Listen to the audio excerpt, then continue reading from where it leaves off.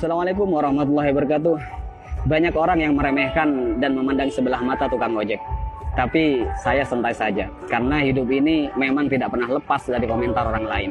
Karena menurut saya, apapun pekerjaan dan profesi kita di dunia ini adalah mulia selama pekerjaan itu halal. Dan termasuk sebagai tukang ojek. Menurut saya, ojek adalah pekerjaan yang membuat kita menjadi lebih tenang, santai, bebas, dan leluasa.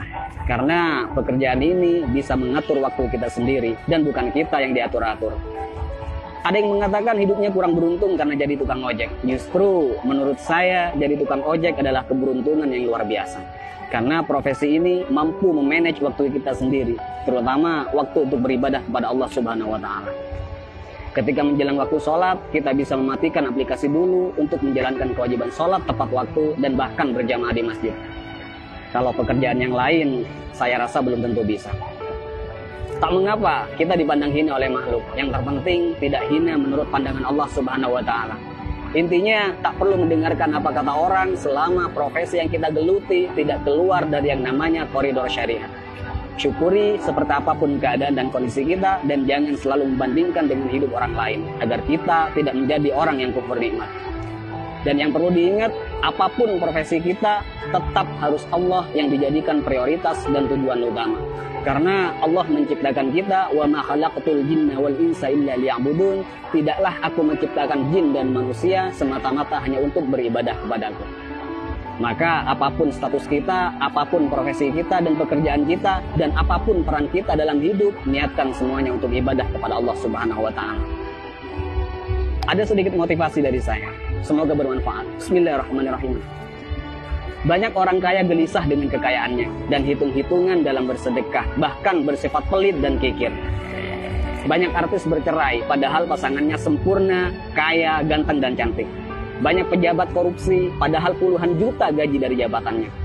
Banyak polisi yang tak mengayomi, tapi malah memeras rakyat. Ada yang mengatasnamakan perjuangan, malah menilap dana bos.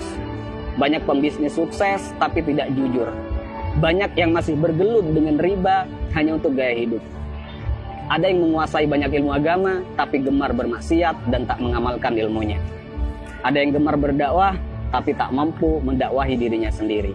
Ada yang suka minum khamr, narkoba, dan berzinah dengan alasan kesenangan. Ada yang sudah berkeluarga dan bahkan punya anak merasa kurang tentram, seolah jauh dari kata sakinah, mawaddah, warahmah. Ada atasan yang suka menyunat uang bawahannya. Ada seorang guru atau karyawan yang suka korupsi dan bahkan korupsi waktu. Ada yang punya proyek dan tidak jujur dengan proyeknya. Banyak dokter, perawat, dan bidan yang tidak lemah lembut, tidak jujur, dan bahkan terkadang tidak memanusiakan pasiennya. Ada yang sibuk mencari dunia sampai lupa pada Tuhannya dan lalai dalam sholatnya. Dan masih banyak lagi kasus-kasus yang tidak bisa saya sebutkan semuanya. Mari kita berpikir, kenapa mereka demikian? Karena dalam hidupnya bukan Allah yang mereka jadikan prioritas dan tujuan utama. Karena jika Allah yang mereka jadikan prioritas dan tujuan utama dalam hidupnya, maka sangat mustahil mereka berbuat demikian. Wa may yuhajir fi sabilillah yajid fil ardi muraghaman katsiran wa sa'a. Ayo kita berhijrah. Karena ketika kita berhijrah dan lalu Allah kita jadikan prioritas dan tujuan utama dalam hidup, maka Allah akan meluaskan rezeki dan kelapangan hati untuk kita.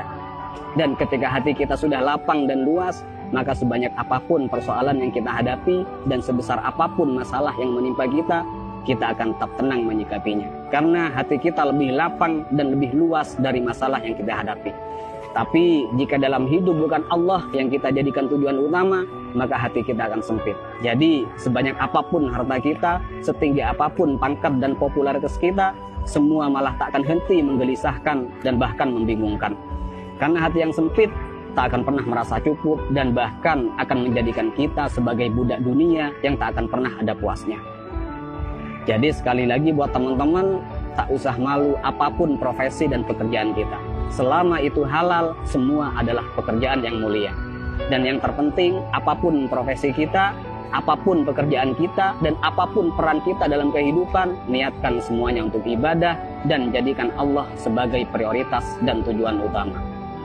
Dan jika kita galau, gelisah, sedih, gundah gulana, hati tidak tenang, maka perlu kita cek. Pasti ada kesalahan dan maksiat yang kita lakukan. Dan sudah pasti kita meletakkan dunia di atas Tuhan. Dan juga saya pastikan hubungan kita dan Allah sudah tak lagi mesra. Jadi kesimpulannya, tolak ukur ketenangan dan kebahagiaan bukanlah kekayaan, bukan jabatan, dan bukan popularitas. Tapi tolak ukur ketenangan dan kebahagiaan adalah tergantung di mana letak Allah di hati kita.